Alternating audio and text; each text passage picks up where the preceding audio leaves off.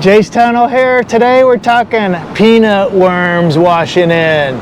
Yeah, we had some cold weather, and unfortunately a lot of these worms that live down in the sediment just got too cold and ended up washing up.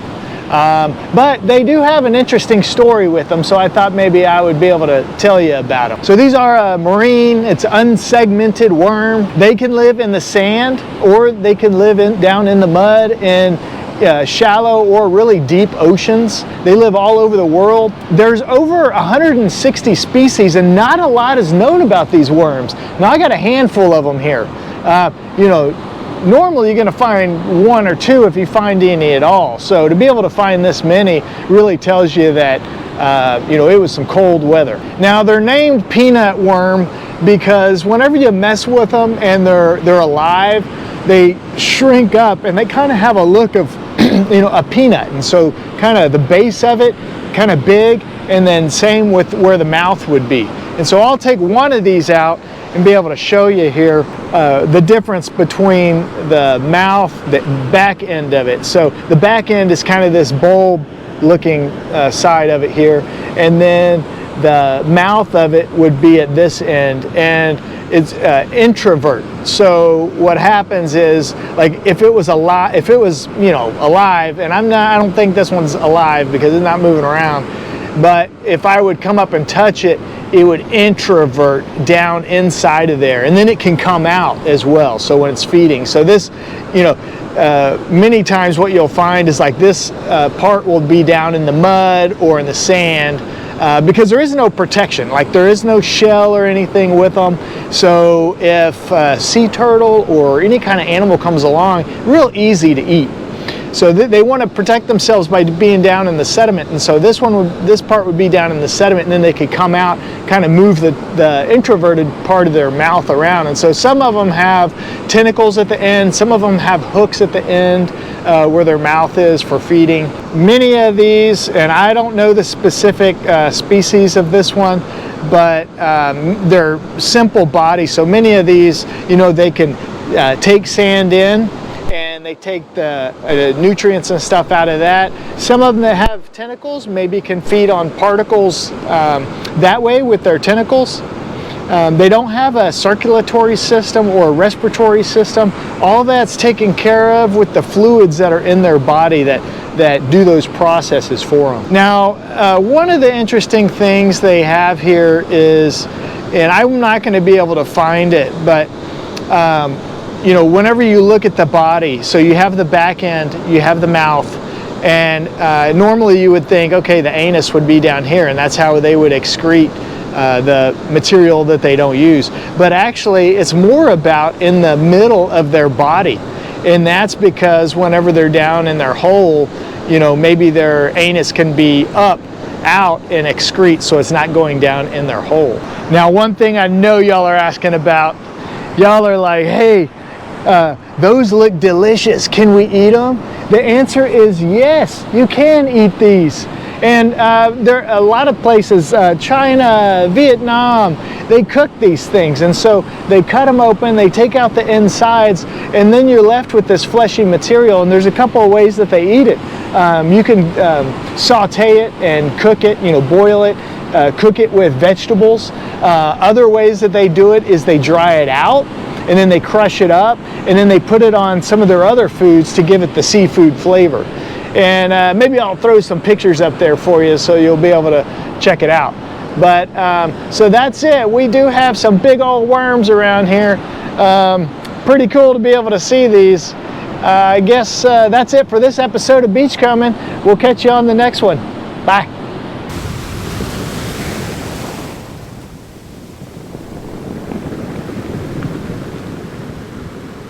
Jace Tunnell here.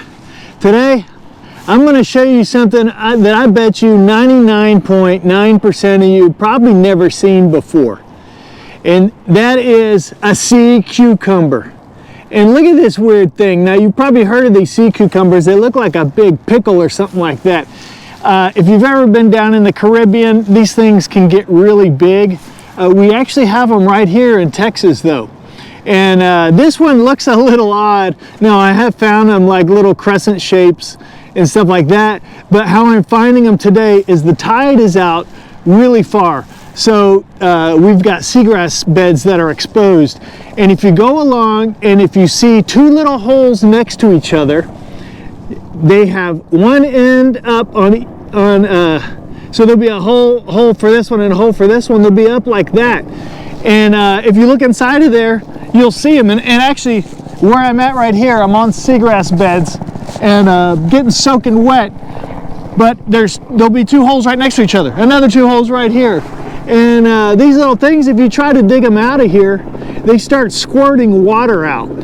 It's the craziest looking thing. Now, I know one thing you're thinking. You're like, can we eat those? Well, in some countries, yes, they do eat these. I'm not going to try it, but they slit them open and they take out the insides of them, and yes, you can. There's a way to eat these. And over in Asia, it is a place that they're known for doing that. Now, not probably these little ones, but some of the bigger ones that get huge. Now, these are an echinoderm. So you probably know like sea urchins or sea stars. These are related to those. Even sand dollars are echinoderms, so they're related to that. They're found virtually in every marine environment around the world, including the deep ocean. There's about 1,200 species of these around the world. In Texas, we have two. We have the Mexicana and we have the gray. And another interesting fact about it is that you'll notice one end is larger than the other end, and so the small end is the butt. That's where they breathe. So they bring water in, bring water out, and then the head part of it is where when it comes out, it almost looks like a sea anemone or something like that, and that's how it filter feeds on plankton. These little guys have got to be the slowest moving animals I have ever seen. I actually was able to take a couple of these home for about an hour or so and be able to see how they move around in water in a little aquarium I have. And man, I'll tell you what, they just move slow as molasses. And so now I brought them back out here and I'm going to let them go so that they can continue on. These are actually pretty small compared to some of the other ones you find in the world. You know, 3 to 8 centimeters max. This one here, and they can change shape, so they're kind of shape shifters in a way. It could go like a little crescent or a little straight. While this one right here is a V shape. Now they do have tube feet for moving around, so if you've ever seen other echinoderms and how they move around, like sea stars on the bottom of them, they have all these little tube feet to help them move around. These have the same thing on the bottom side, although they're not as long, but it does allow them to be able to move around. So if they're up on the surface where the seagrass beds are on top of the mud, they can move around. Now it doesn't have a brain, there is no eye, there aren't any eyes or anything like that. One of the defense mechanisms it has is it can squirt water on you, and so you know, try to push something away from it that's trying to get to it. The other thing is its insides, it can squirt out one end, and so that's probably like last resort. Things that eat it include crabs, fish, turtles, and especially birds. So whenever I walked up, I was looking for these things, and if they were at the surface, most likely they were being predated on by birds. There were so many birds around here that I have a hard time believing that anything could survive that. But that's probably why they're buried in the mud. Protection from predators. Holothurium is a toxin that they have, and it can cause skin irritation. Now, I'm rubbing it around on here, and I'm going to see if for some reason I end up getting skin irritation, like blisters or something like that. I'll let you know. But it's probably something very mild. I wouldn't expect this little thing to be able to hurt me that much, although I shouldn't say that because there's some other things that are real small that have actually like really given me some rashes for days. But I'll let you know if something like that happens. Now you're probably wondering, and this is the last thing I'm going to say about here, is that you're wondering, how do they taste? And there's about, out of the 1,200 species or whatever, there's about 40 of them that are edible. And apparently they taste like tofu. I have not tried them. I don't plan on trying them. But if you are interested in trying to eat these, I would look up which species you can eat, and then just expect it's going to taste like tofu. But the good news is there's a lot of protein and very little fat. So you folks, it's a new year, maybe you're on a diet, maybe this is the way you want to go. Okay, that's it for this episode of Beachcombing. Hope you enjoyed it. And next time you're out into the bays, go look for you some sea cucumbers. All right, we'll talk to you later. Bye.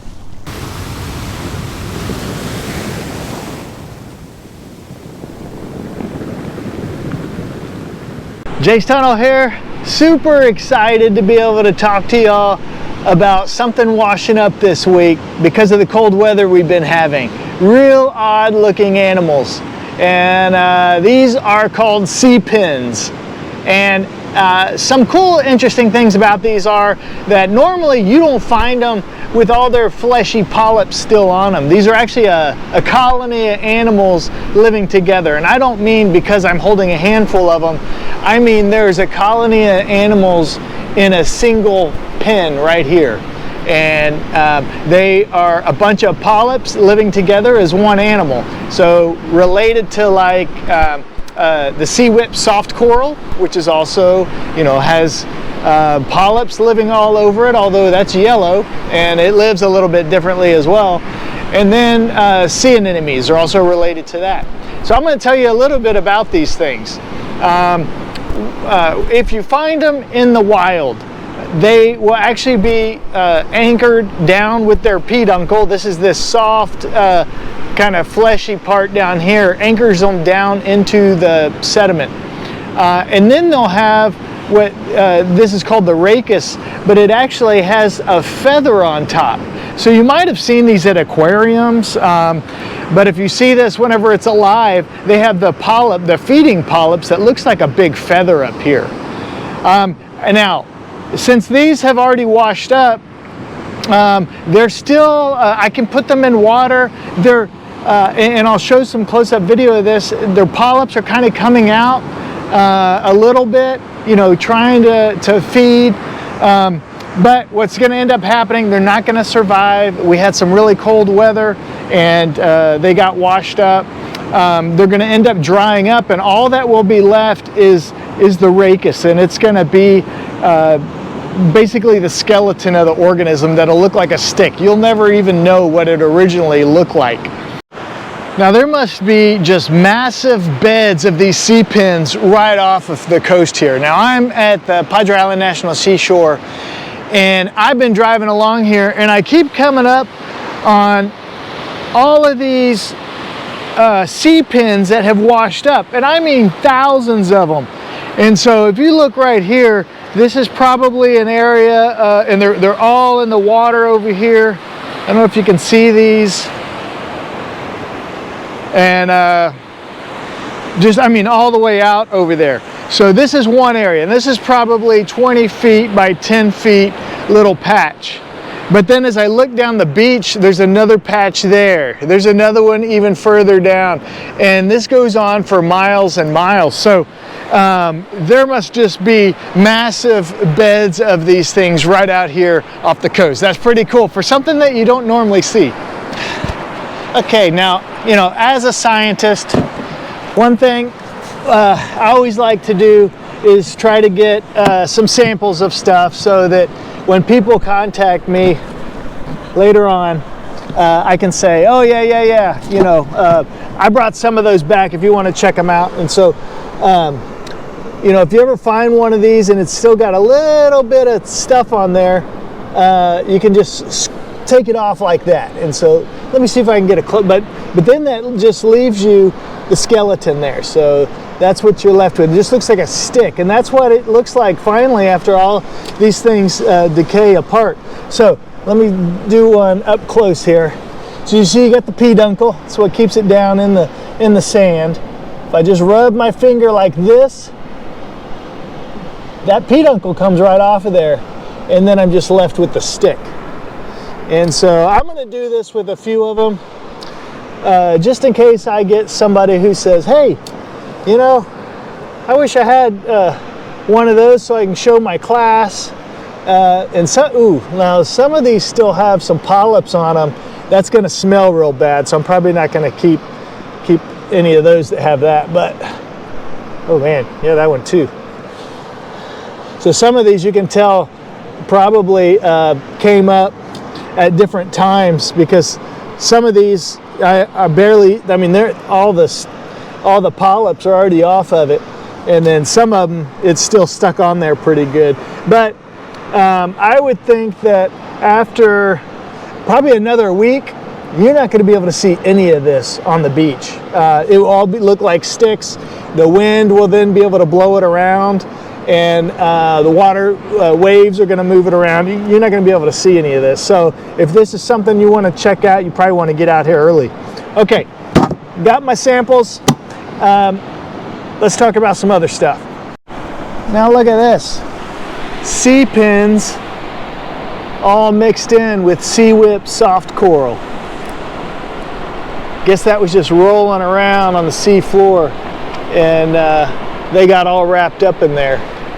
Of course, this is eventually what the sea pin's going to look like, just a stick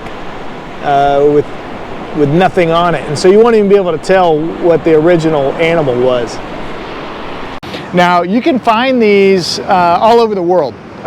Shallow. Now, the reason we're finding them in here is because they can live in abundance near shore in sandy environments. And so, especially off the Padre Island National Seashore, every year we get a cool phenomenon with these things washing up.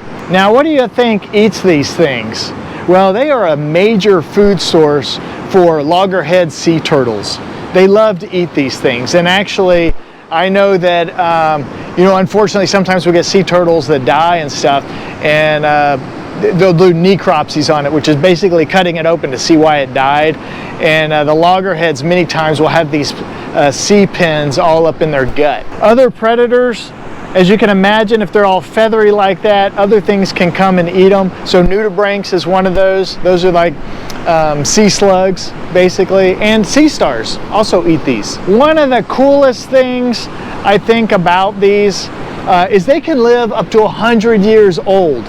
Can you imagine 100-year-old little sea pin living that long? Just a real interesting animal. And no, I know all you were thinking is like, man, those look delicious, right? Can we eat them? No, you can't eat these things. Don't try to do that. Okay, that's it for this episode of Beachcombing. Hope you learned something new about the sea pins. We'll see you on the next one. Bye.